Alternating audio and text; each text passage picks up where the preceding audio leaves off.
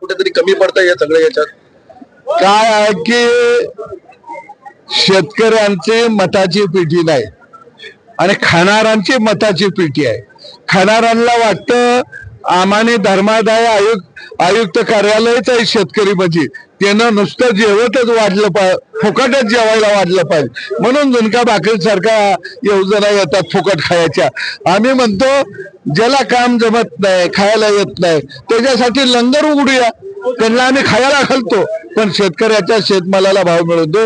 सरकार माझं असू पण आई लेकराची असतील, लेकरू आईचं असतं पण लेकर जर उपासले असलं तर रडल्याशिवाय आई दूध पाजल का? म्हणून आम्ही रडायला लागलोय गड्यानं असं करू नका, त्याला बी न्याय द्या. चला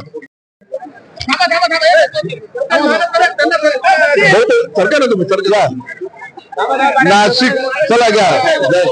नाशिक जिल्ह्यामध्ये कांदा हे महत्वाचं आणि नगदी पीक आहे. कांद्याचा भाव प्रचंड प्रमाणामध्ये कमी झालेले आहेत.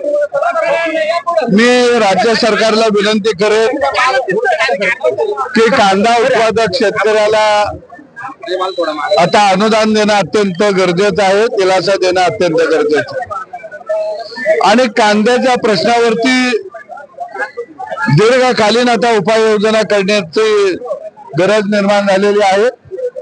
मुळामध्ये कांद्यावरची निर्यात बंदी कायमस्वरूपी हटली गेली पाहिजे.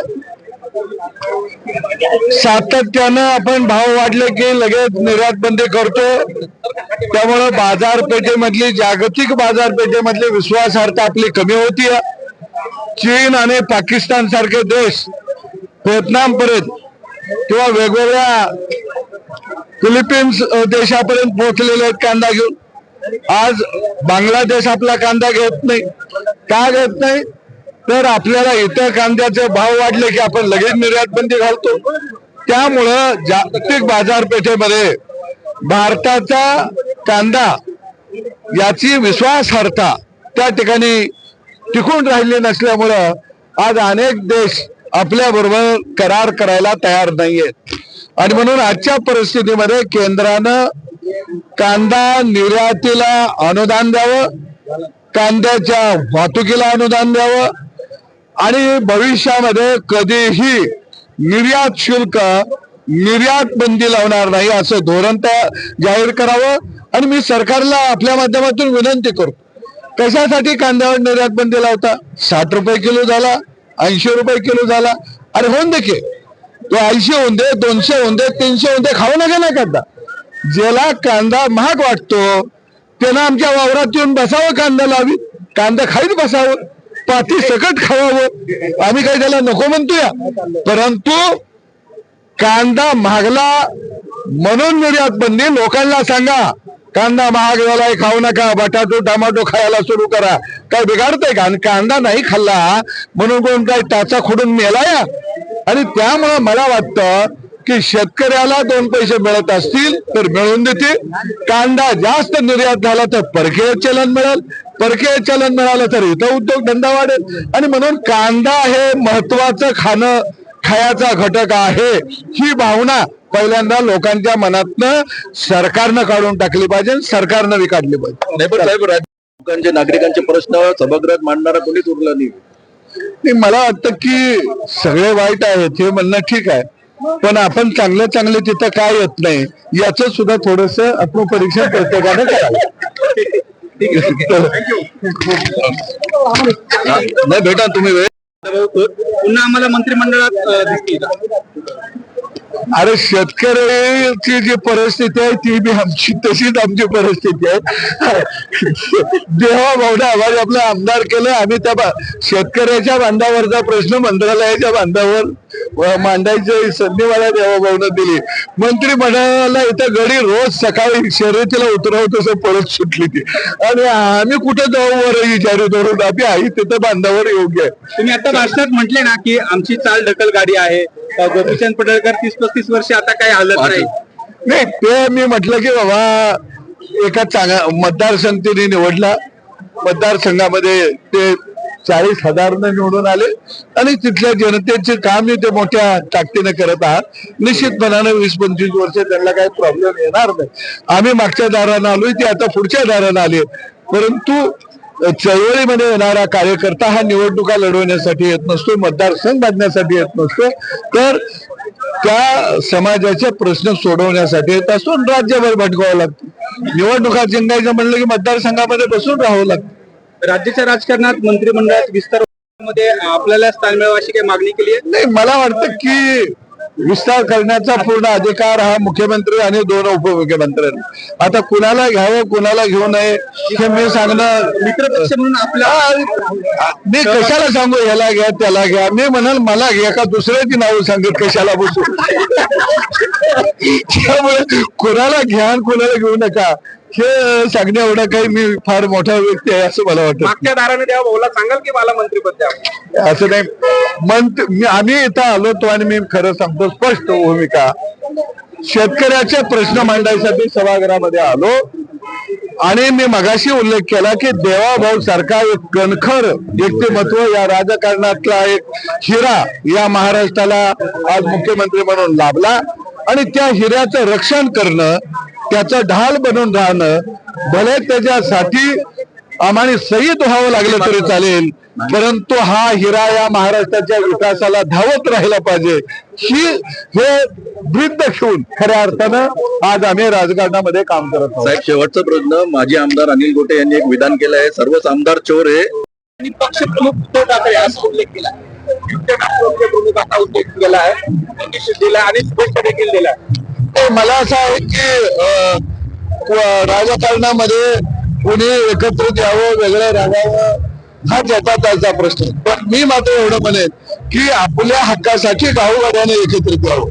हे यांच्या हक्कासाठी एकत्रित येत आहेत आणि गावगाड्यांनी आपल्या श्रमाच्या घामाच्या दामासाठी एकत्रित यावं शेतकऱ्यांना, असं मी या निमित्तानं आवाहन करतो. एकीकडे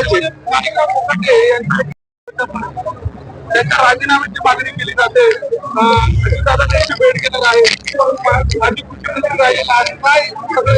कसं आहे की आम्ही खेडेगावात जन्मलो आणि चळवळीतनं इथपर्यंत आलो. आमच्या हाताला कधी पत्ते आणि हे ते जुगार हे आम्ही नुसतं ऐकतच राहिलो. मला वाटतं की पदावरती असल्यानंतर त्या पदाची शान वाढली पाहिजे आणि संवेदनशील राहून प्रत्येकानं काम केलं पाहिजे, हे माझं वैयक्तिक मत आहे. परंतु ते ग्रामीण भागात आलेलं नेतृत्व आहे.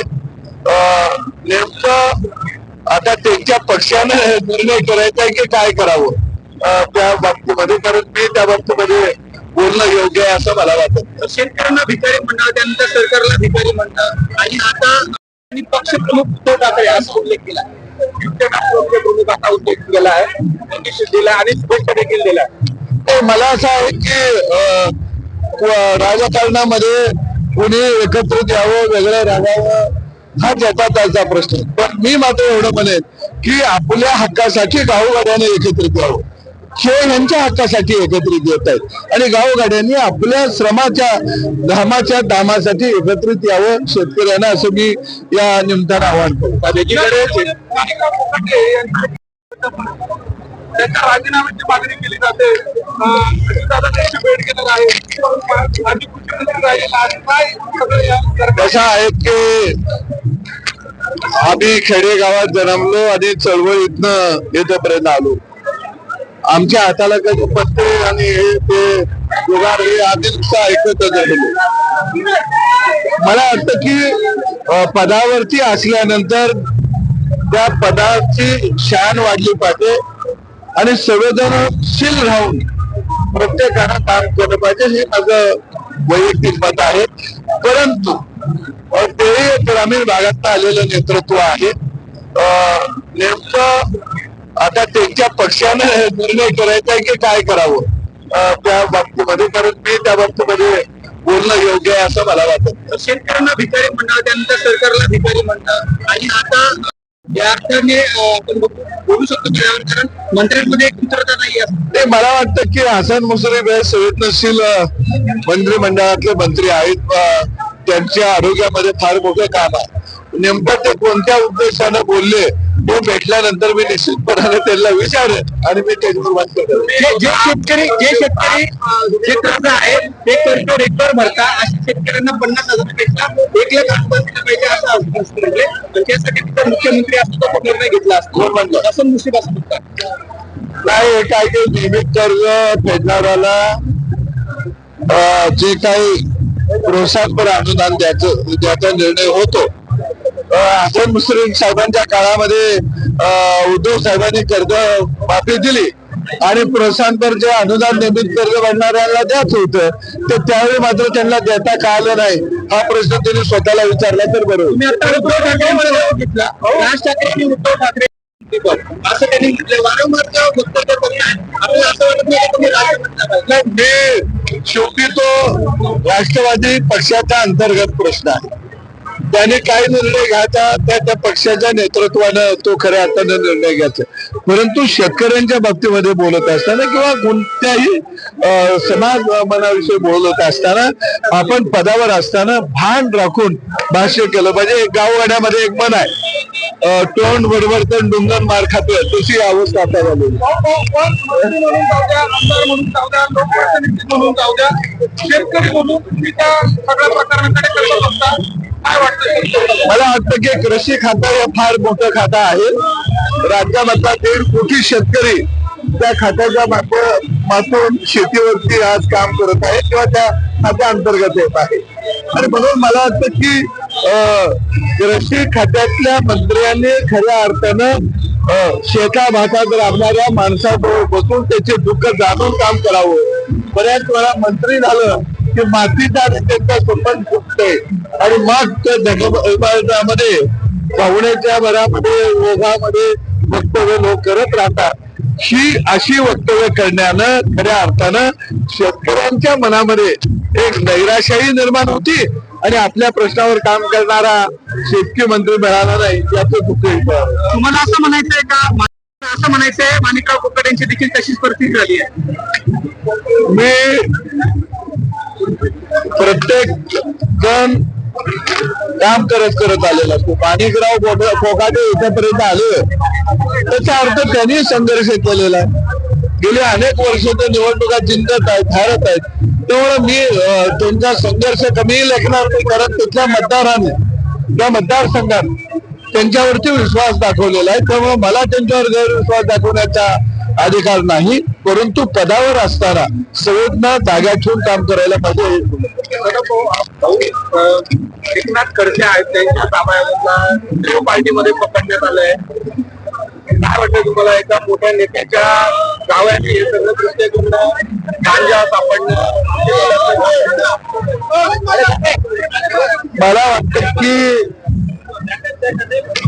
राजकीय किंवा सामाजिक क्षेत्रामध्ये काम करत असताना समाज आपल्याकडे बघत असतो.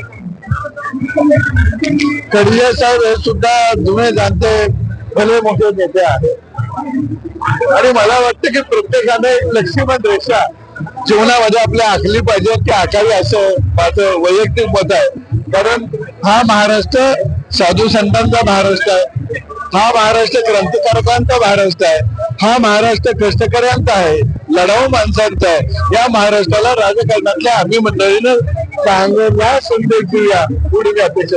अनेक विरोधक असे म्हणतात की हे यंत्रणेचा गैरवापर करून अशा पद्धतीचं काम केलं जात आहे, सरकार या पद्धतीने काम नाही. विरोधक म्हणत आहे त्या यंत्रणेचा गैरवापर करून हे सगळं सरकार यंत्रणा हाताशी धरून करत आहे.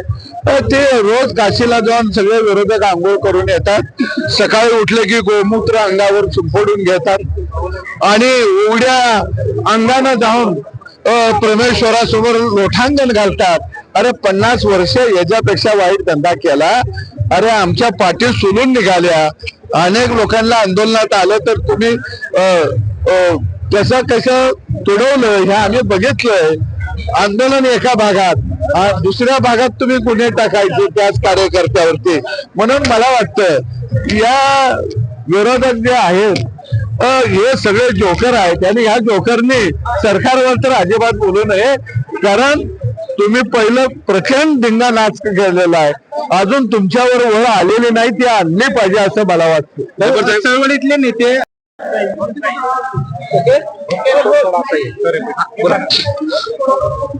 राज्य सरकार निश्चितपणानं शेतकऱ्यांची कर्जमाफी करण्याच्या भूमिकेचा आहे.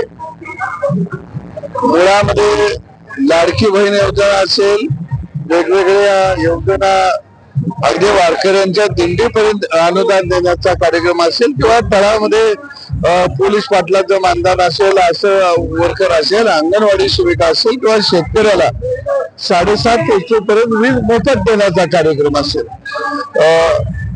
जलसिंचनामध्येही मोठ्या पद्धतीनं कामाला गती घेतली गेलेली आहे आणि त्यामुळं थोडा कर्जमाफी द्यायला वेळ लागत आहे. पण मला वाटतं की कुणी त्याचा असा अर्थ काढू नये की देवाभाऊचं सरकार हे शेतकऱ्याच्या प्रश्नापासून पळ काढत आहे. मुळामध्ये शेतीमध्ये इन्फ्रास्ट्रक्चर ज्या पद्धतीनं आलं पाहिजे होतं त्या पद्धतीनं शेतीमध्ये इन्फ्रास्ट्रक्चर येऊ शकलं नाही, शेतीला पाणी मिळू शकलं नाही, शेतीला वीज मिळू शकले नाही.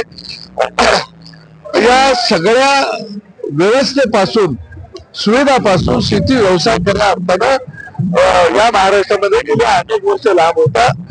त्याला जवळ आणण्याचं काम, त्या व्यवसायाला खऱ्या अर्थानं एक व्यावसायिक रूप देण्याचं काम, सुविधा देण्याचं काम या महाराष्ट्रामध्ये देवेंद्र फडणवीस यांनी केलं आणि म्हणून जलयुक्त शिवार योजना जन्माला आली आणि मोठ्या प्रमाणामध्ये राज्यामध्ये कामही झालं. कांदा चाळी मोठ्या प्रमाणामध्ये उभा राहिल्या, शेतकऱ्यांना एमआरपी वाढवून मिळायला लागला, दुधाला अनुदान मिळालं.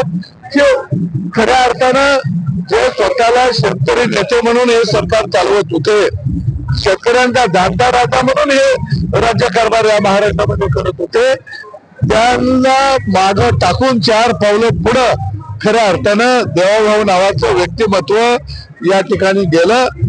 ठीक आहे, अनेक लोकांच्या पोटामध्ये कळाय की देवाभाऊ नावाचं हे व्यक्तिमत्व, त्याच्याकडे साखर कारखाना नाही, दूध संघ नाही, बँका नाहीत, ज्याच्या वंश पारंपरिक राजकारणाचा व्यवसाय नाही, जे आमदार खासदाराच्या जागीरदाराच्या घरातनं जन्माला आलं नाही, असं पूर्ण राज्याचा कारभार हाकत आहे. आणि म्हणून त्याला ठेवण्यासाठी अनेक युक्त्या खुलत्या या महाराष्ट्रामध्ये मागेही चालत होत्या, आताही चालत आहेत. पण आमच्या सारखे बहुजन समाजाचे चळवळीतले कार्यकर्ते हार बनवून देवेंद्र फडणवीसांच्या रक्षणासाठी उभा आहेत. आणि आम्हाला खात्री आहे की एक बुद्धिमान, एक दूरदृष्टी असणारा, बहुजन समाजाला बरोबर घेऊन जाणारा, 18 पगड जातीचा विकास डोळ्यासमोर ठेवून काम करणारा मुख्यमंत्री या 50-60 वर्षानंतर पहिल्यांदा म्हणजे यशवंतराव चव्हाण साहेब, वसंतदादा पाटील आणि वसंतराव नाईकांच्या नंतर कार्यक्षम मुख्यमंत्री म्हणून जर कुणाचं नाव घ्यायचं असेल तर ते देवेंद्र फडणवीस यांचंच घ्यावं लागेल. आणि निश्चितपणानं कर्जमाफी आणि शेतकरी या प्रश्नावर शेतकरी हे सरकार संवेदनशील आहे. लाडकी बहिणीच्या बाबतीत बोलला, पण अग्रम मुस्लिम म्हणतायत की लाडकी बहीण योजनेमुळे कर्जमाफीसाठी अडचणी येत असल्याचं ते म्हणतायत. अप्रत्यक्षपणे त्यांनी असंही म्हटलंय की मी जर मुख्यमंत्री झालो तर 50% अनुदानमध्ये 50,000 अनुदान होतं, ते 1 लाख रुपये करेल. एक गोष्ट लक्षात घ्या, किसान सन्मान योजना ही केंद्रानं सुरू केली आणि लगेच ओम किसान सन्मान योजना राज्यानं देवाभाऊच्या सरकारच्या काळात, शिंदे साहेबांच्या सरकारच्या काळात सुरू झाली. आता ते 12,000 यायला लागले, लाडक्या बहिणीच्या माध्यमातून 18,000 आमच्या घरात यायला लागले, म्हणजे वर्षाला 30,000 रुपये यायला लागले. किमान आम्ही 30,000मध्ये काय फार मोठं आभार खरेदी करणारा याच्यातला भाग नाही, परंतु तुटपुंजी गरज आमची त्या ठिकाणी भागवण्याची व्यवस्था तयार झाली.